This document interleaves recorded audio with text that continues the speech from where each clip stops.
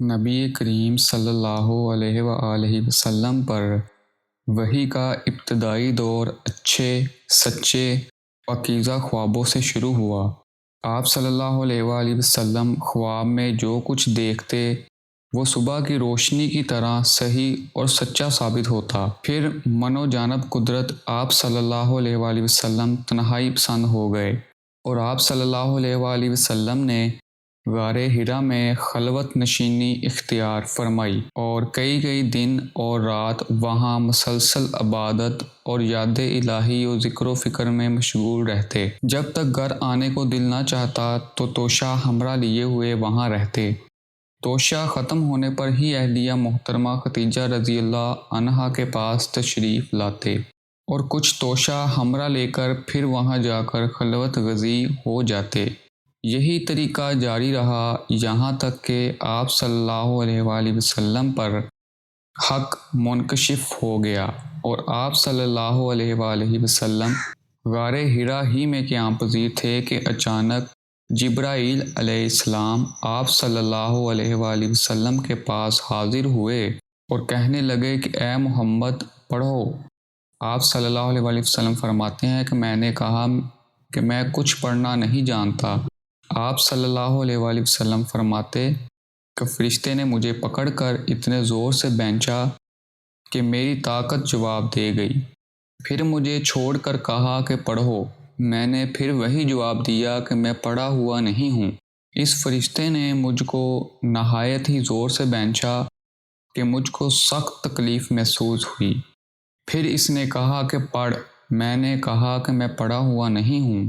فرشتے نے تیسری بار مجھ کو پکڑا اور تیسری مرتبہ پھر مجھ کو بینچا، پھر مجھے چھوڑ دیا اور کہنے لگا کہ پڑھو اپنے رب کی مدد سے جس نے پیدا کیا اور انسان کو خون کی پھٹکی سے بنایا۔ پڑھو اور آپ کا رب بہت ہی مہربانیاں کرنے والا ہے۔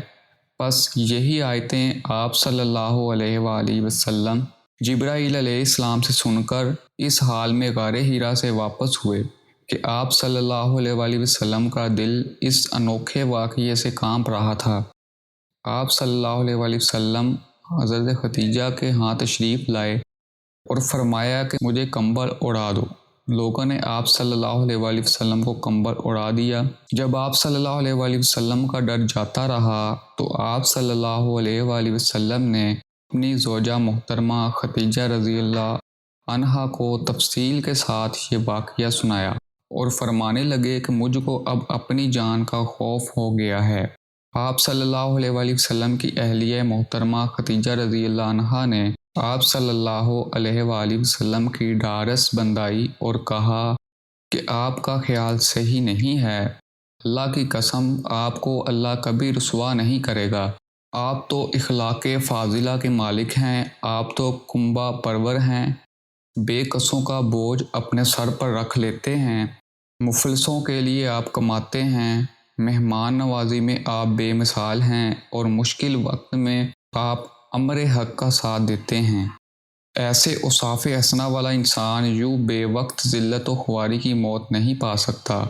پھر مزید تسلی کے لیے ختیجہ رضی اللہ عنہا آپ صلی اللہ علیہ وآلہ وسلم کو ورقہ بن نوفل کے پاس لے گئیں، جو ان کے چچا زاد بھائی تھے اور زمانہ جاہلیت میں نصرانی مذہب اختیار کر چکے تھے اور عبرانی زبان کے کاتب تھے۔